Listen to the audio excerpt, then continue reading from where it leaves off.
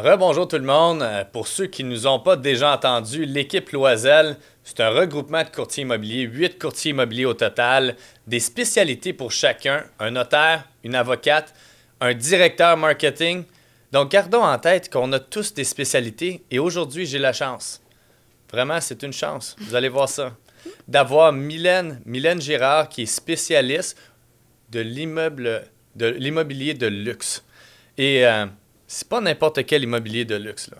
Faisons attention, là. On va démystifier ensemble qu'est-ce que l'immobilier de luxe, qu'est-ce qui en fait un, qu'est-ce qui en fait pas un, c'est quoi les différences. Donc, Mylène, est-ce que tu pourrais juste te présenter rapidement, s'il te plaît? Absolument. Donc, comme Jean-Philippe l'a si bien mentionné, mon nom, c'est Mylène Girard et je travaille au sein de l'équipe Loisel depuis déjà plusieurs années. Et ma spécialité, c'est vraiment l'immobilier de luxe. Mais premièrement, qu'est-ce que l'immobilier de luxe? Donc, je pense qu'il y avait un mythe, pas vraiment un mythe, mais c'est que l'évolution du marché a fait en sorte que ça a évolué, mais qu'on disait souvent que l'immobilier de luxe, c'est la maison de plus d'1 million de dollars. Est-ce que c'est encore ça actuellement? Jean-Philippe, je te pose la question. Qu'est-ce que tu penses de ça, de cette phrase-là? Bien, il s'agit de bien saisir la question. Est-ce qu'un million de dollars fait en sorte que c'est un immobilier de luxe? En fait, tout dépendant où est-ce qu'est localisée la propriété et quel genre de propriété. Parce que l'immobilier de luxe n'est pas nécessairement un prix. Puis j'aimerais que tu aies un peu plus loin sur ce sujet-là. Exactement. Je pense qu'anciennement, on quantifiait beaucoup l'immobilier de luxe par le prix. Justement, on l'a amené le point. La Million Dollar House. En ce moment, je pense qu'elle doit se qualifier, cette propriété-là, de par ses caractéristiques. Parce que 1 million de dollars n'a pas la même valeur ici à Montréal. Et même encore là, au sein de l'île de Montréal, le million de dollars n'a pas la même valeur que ce soit à un emplacement ou à un autre. Donc, je crois que si on se fie au prix moyen de la propriété, on peut regarder, par exemple, à Rivière-des-Prairies, le prix moyen de l'unifamilial va être de 420 000 versus à Outremont qui va être, par exemple, de 2 millions. Donc, la propriété de luxe à Outremont ne sera pas la même que la propriété de luxe à Rivière-des-Prairies, par exemple. Donc, je pense qu'on doit la qualifier d'une autre façon. Donc, je crois que la clientèle qui recherche une propriété de luxe ne recherche pas nécessairement des chiffres, mais va rechercher une expérience, va rechercher un confort, va rechercher quelque chose que ça va lui emmener la propriété, autre que des murs, autre qu'un prix, autre qu'un taux d'intérêt. Donc, en gros, c'est ça. On a touché à beaucoup de points, là. Oui. Donc, c'est évident qu'une propriété de 1 million de dollars, par exemple, à Rivière-des-Prairies, n'a pas le même impact qu'un million de dollars, par exemple, à Outremont, comme tu l'as mentionné, qu'on aurait peut-être juste le terrain pour ce prix-là et qu'on doit bâtir quelque chose, alors qu'à Rivière-des-Prairies, on a certainement beaucoup plus pour notre argent, mais localisé autrement. Donc, tout dépendant de la localisation, ça peut être le million dollar house comme avant, ou comme ça peut être 2, 3, 4, 5 millions, dépendamment. Exact. Puis tu viens de mettre le doigt sur quelque chose de super important dans l'immobilier de luxe. Location, location, location. On l'entend toujours, ce point-là. Donc, la localisation de la propriété va être ultra importante parce qu'en ce moment, puis là, moi, je parle dans la région de Montréal, la grande région de Montréal, parce que c'est là qu'on travaille, principalement. Donc, en ce moment, des terrains, il n'y en a plus ou presque plus. Donc, ça va être ça qui va être important à considérer. La propriété de luxe, les gens, il n'y a pas vraiment de limite à qu'est-ce que tu peux réaliser dans une propriété de luxe. Que ce soit conçu par un architecte, que ce soit conçu par un ingénieur, peu importe, il n'y a pas de limite à ce que tu peux construire. Par contre, la localisation, ça, tu ne peux pas la changer. Donc, quelqu'un qui va vendre une propriété de luxe qui est dans une région où est-ce qu'il y a énormément de terrain n'aura pas la même valeur parce que quelqu'un qui va avoir les moyens d'acheter une maison comme ça va aussi avoir les moyens de s'en construire une 100% à son goût. Donc, ça m'amène aussi au point que la propriété de luxe nécessite pas mal plus de connaissances, puis pas mal plus de curiosité professionnelle. Parce que la technologie, elle n'arrête jamais. Dans les propriétés de luxe, on va voir beaucoup de domotique, on va voir des systèmes d'ascenseurs, des monte-charges, des planchers chauffants au glycol. C'est toutes des choses qui vont nécessiter des connaissances supplémentaires. Puis ça ne cesse d'évoluer. Donc, au même titre que les technologies, le courtier qui s'implique dans ce marché-là doit constamment faire évoluer ses connaissances aussi, puis les adapter à la réalité du marché. Parce que quand tu représentes un vendeur ou un acheteur, peu importe, dans une transaction avec des composantes comme ça, tu dois être outillé pour les conseiller par rapport à ça, que ce soit l'entretien de la propriété, que ce soit l'implication au niveau monétaire de ces composantes-là. Donc, je pense que la curiosité professionnelle devient vraiment un atout majeur pour le courtier dans ces transactions-là. Absolument, absolument. Puis, tu l'as si bien dit, le détail compte plus que jamais. Le souci du détail, la finition, les matériaux utilisés vont avoir un impact beaucoup plus que simplement lorsqu'on vend des produits plutôt ordinaires ou dans une gamme de prix plus ordinaire dans un marché cible. Si on sort de ce marché cible en termes de valeur de propriété, c'est là où est-ce que chaque petit détail compte. Il faut être capable de les amener sur la table, sinon certains acheteurs ne verront pas la différence entre une maison à un prix et une autre maison à un autre prix. Parce que ça peut être très discret. C'est pas nécessairement parce que c'est dispendieux qu'on va le voir tout de suite en rentrant dans la propriété. Des fois, c'est simplement des différents types de mécanismes, des différents types de composantes dans la domotique. Puis c'est des choses que tu ne verras pas en entrant dans la propriété, mais que tu vas voir en l'utilisant ou en le comprenant au fur et à mesure que tu te rends compte que ça te rajoute un confort dans la propriété. Donc, c'est important de bien détailler ça. Puis ça m'amène à dire aussi le rôle du courtier immobilier là-dedans. Parce qu'on voit souvent le classique courtier immobilier vedette que c'est lui qui promote, si je peux me permettre l'anglicisme, puis que c'est cette personne-là qui devient la publicité en soi.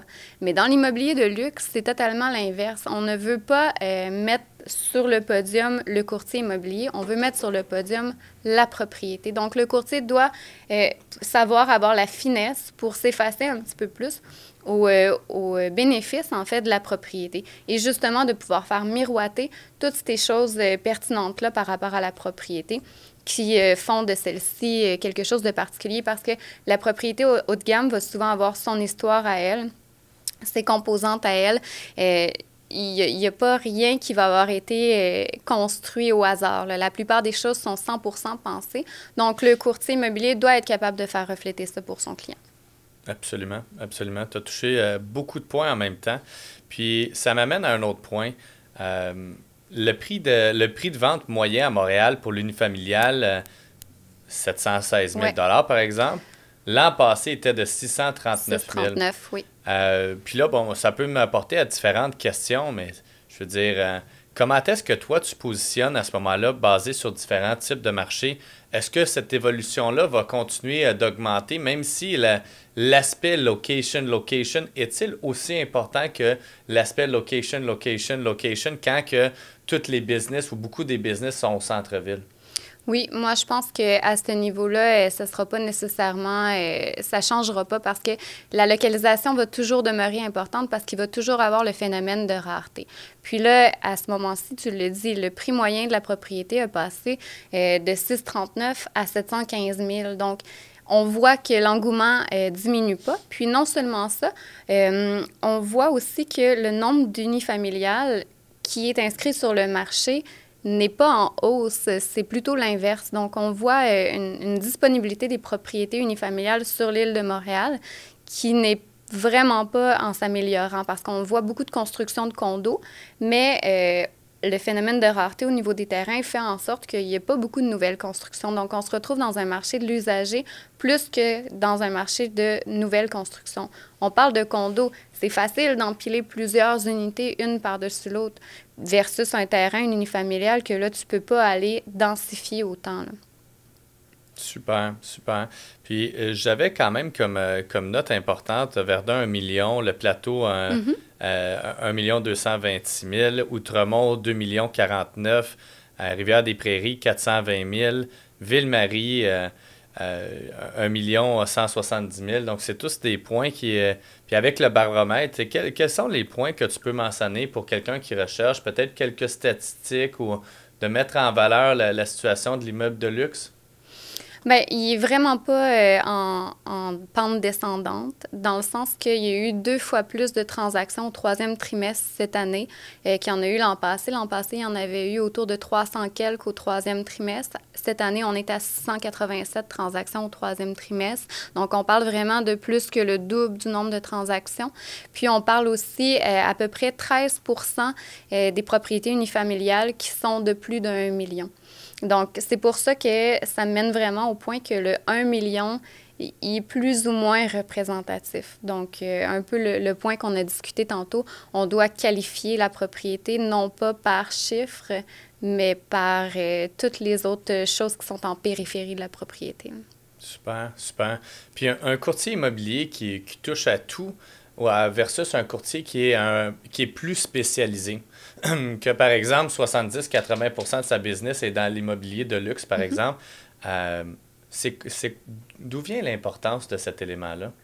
Qu'est-ce que tu veux dire par rapport Par à rapport à l'importance? pourquoi quelqu'un devrait choisir un courtier plutôt qu'un autre, quelqu'un qui est un peu plus spécialisé. Puis je parle pas nécessairement d'agence spécialisée, mais je parle de courtier immobilier plus spécialisé au niveau de l'immobilier de luxe. Oui, en fait, pourquoi c'est toute une question d'expérience, puis toute une question de mécanique aussi, dans le sens que mécanique du bâtiment et entre autres. Donc, il y a tellement des particularités dans l'immobilier de luxe que même personnellement, moi, quand j'étais en début de carrière, je pense pas que j'aurais été apte à faire de l'immobilier de luxe parce que ça requiert trop de compétences, trop de connaissances pour quelqu'un qui débute dans l'immobilier. Après ça, ben ça demande, comme je disais un peu plus tôt, beaucoup de formation aussi, puis de se garder à flot dans les nouvelles connaissances. Puis j'ai complètement perdu le fil de ce que je disais.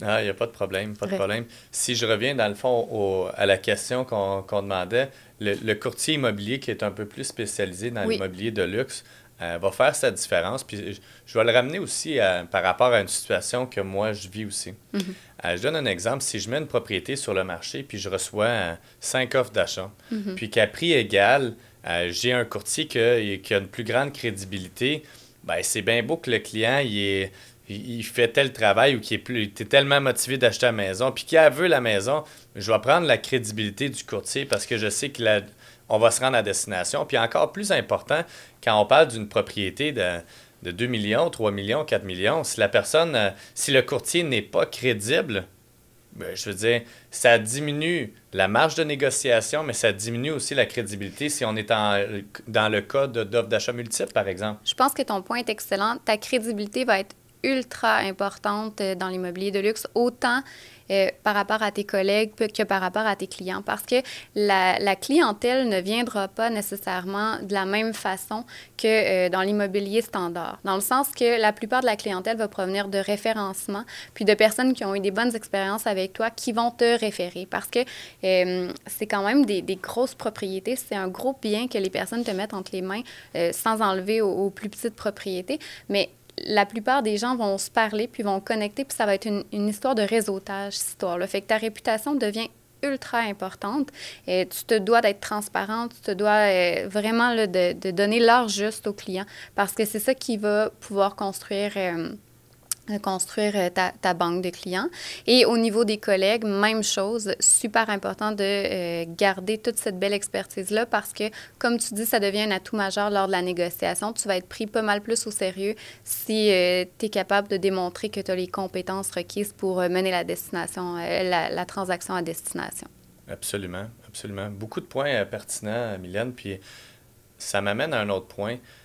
Quelqu'un qui n'a pas effectué beaucoup de transactions dans l'immobilier de luxe ou quelqu'un qui n'a pas de maison de luxe, comment cette personne-là peut vraiment comprendre puis être capable de vraiment aider le client? Parce que si quelqu'un a une maison, puis comme tu l'as mentionné tout à l'heure, on ne veut pas dénigrer les valeurs, mais si quelqu'un a un condo de 400 000 à Montréal, puis essaie de vendre des propriétés à des clients pour des propriétés de 2 millions, 3 millions, 4 millions, me semble, je trouve que c'est un peu un non-sens. C'est un peu comme tu demandes, par exemple, des conseils à quelqu'un qui n'est même pas capable de le faire pour lui-même. Comment, toi, tu vois cet élément-là? Puis j'ai cru comprendre que tu es propriétaire également d'une nouvelle propriété, qu'il y a beaucoup de ces éléments-là dans cette propriété-là.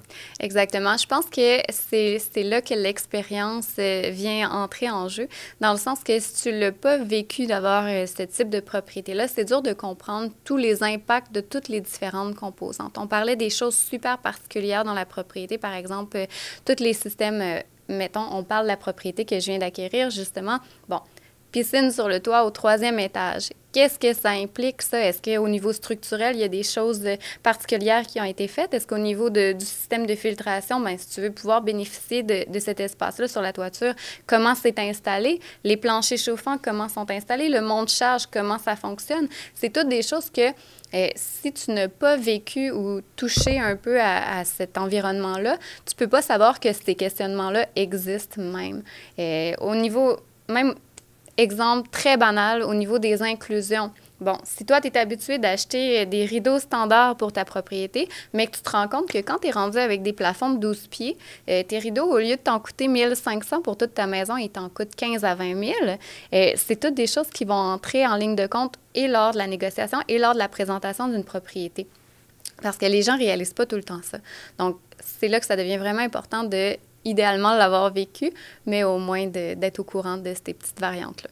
Absolument. Puis on peut parler de plein de petits détails, mais c'est sûr que pour être capable d'apporter la valeur puis de bien comprendre cette valeur ajoutée-là, il y a certains éléments dans une maison, que ce soit sur le plan mécanique ou dans la façon dont une propriété a été bâtie, qui se démarquent de loin par rapport à une autre, mais quelqu'un qui fait juste regarder les murs ne va pas nécessairement comprendre cet élément-là.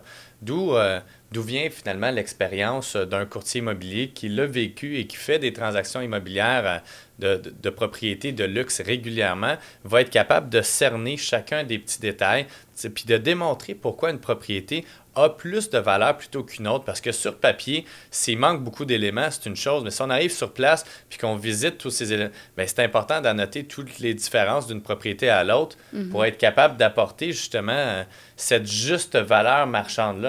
Puis il ne faut pas avoir peur de poser des questions aussi, parce que dans ce domaine-là, comme on disait, il y a tellement de variantes qu'on va toujours apprendre. Il va toujours avoir des nouvelles choses, des nouvelles technologies. Puis n'hésitez pas à poser des questions, dans le sens que c'est comme ça qu'on apprend actuellement. Puis c'est comme ça qu'on va se garder justement à flot avec toutes les nouvelles choses qu'on peut avoir, là. Puis, Mylène, ça m'amène à un autre point. Qu'est-ce qui te passionne tant de l'immobilier et de l'immobilier de luxe plus précisément? Bien, je pense que oui, la passion du bâtiment en soi, de l'immobilier en soi, d'apprendre, définitivement, est une passion que j'ai qui est très, très forte. Mais il y a aussi le côté humain.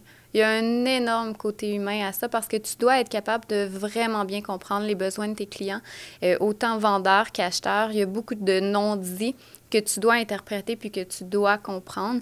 Il y a beaucoup de situations à gérer aussi, comme dans l'immobilier en général, mais particulièrement dans l'immobilier de luxe.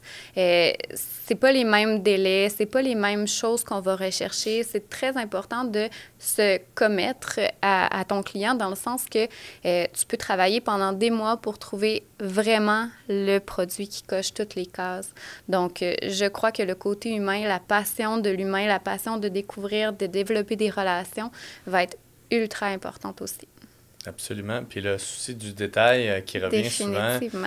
Puis de vraiment avoir la patience pour aller jusqu'à l'objectif final. Exact. C'est souvent des gens c'est souvent des projets qui vont prendre un peu plus de temps à débouler. C'est pas toujours des transactions en une semaine, là. Ça, et aussi, bien souvent, les gens vont avoir des horaires très prenants. Donc, la clientèle qui va acheter de l'immobilier de luxe, souvent, c'est des chefs d'entreprise, des médecins, des avocats, peu importe. Mais souvent, ce qui les ramène tous ensemble, c'est qu'ils ont un horaire très serré. Donc, qu'est-ce qu'ils vont apprécier aussi, c'est un courtier qui va vraiment être capable de prendre en main le processus, donc de tout coordonner les choses qui sont à faire pour l'achat de la propriété. Donc, pas nécessairement juste, bien, je vais t'envoyer des propriétés par courriel, regarde-les, puis après ça, on va aller faire les visites. Non, tu veux déjà faire une première recherche pour eux. Et même chose, une fois que la transaction, l'offre est acceptée, bon, c'est une chose, mais après ça, tu veux coordonner ça avec leur banquier privé, tu veux coordonner ça avec l'inspecteur pour qu'il y ait le moins de choses possible à s'occuper. Ça me fait penser à un autre point, puis je me dis, wow, si j'avais acheté une propriété de luxe, non seulement je voudrais être accompagné d'un courtier parce que ma vie est prenante, mais je voudrais être accompagné d'un courtier comme toi, qui fait ses devoirs, qui va dans le souci du détail, qui n'a pas peur de poser les questions, qui est curieuse pour en savoir davantage. Tu l'as si bien mentionné, les bâtiments de luxe ont plein de particularités qui font en sorte qu'un bâtiment se démarque d'un autre bâtiment, pas simplement la coquille.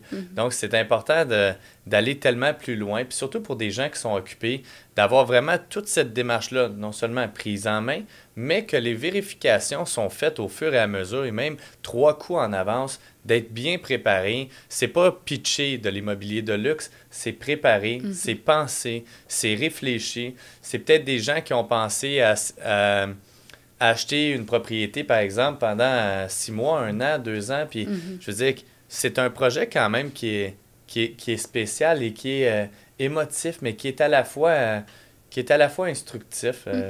Est-ce que tu aurais quelques éléments que tu pourrais dire aux gens qui nous écoutent pour peut-être rajouter un peu sur qu'est-ce que je viens de mentionner? Par rapport à ça, ben oui, c'est ça. En réalité, là, l'immobilier de luxe, c'est une expérience plus qu'une transaction. C'est pas acheter des maisons, c'est découvrir un confort, vivre une expérience. T'achètes une propriété de luxe, puis on est le meilleur exemple dans le sens que je viens de passer par là. Puis la propriété que j'ai achetée, c'est parce qu'elle m'apportait une expérience en soi. Donc, c'est de comprendre qu'il y a tout ce décorum-là autour de la transaction qui vient entrer en ligne de compte. Donc, c'est très important de donner un poids à cette expérience-là, puis de la rendre le plus agréable possible, puis de mettre l'emphase sur l'expérience client pour tout ça, là. Super, super. J'espère que vous avez aimé. Vous aviez Mylène Girard, spécialiste dans l'immobilier de luxe, qui est là pour vous servir. Vous avez des questions à lui demander, vraiment pour vivre ce projet, vivre cette expérience d'achat ultime avec elle. Vous allez voir qu'elle n'en sait pas mal plus que 20 minutes. Elle va être capable de vous en apprendre. Elle va être capable de vous guider vers le bon produit parce qu'elle a vécu dans plusieurs propriétés de luxe dans différents types de marchés. Mylène a cette chance-là d'avoir vécu dans différents types de marchés pour bien saisir qu'est-ce qui est un immobilier de luxe, qu'est-ce que ça comprend, qu'est-ce que ça doit avoir. Je veux dire, si on se retrouve dans une propriété de luxe puis qu'on n'a pas A, B, C, D, ben peut-être qu'il y a un problème, ça va peut-être être dur à revendre par la suite. Des fois, on voit certains produits haut de gamme qui ont négligé sur certains points de finition qui vont avoir un impact négatif sur la revente par la suite, dont les futurs acheteurs ont peut-être besoin de corriger pour justement aller chercher cette pleine valeur-là. Donc, il y a ce beau potentiel et les valeurs sont en hausse. Je veux que vous gardiez ça en tête. Mylène Girard, spécialiste, et vous aviez effectivement Jean-Philippe Loisel, votre courtier immobilier, une histoire d'excellence. Merci encore. Bonne journée.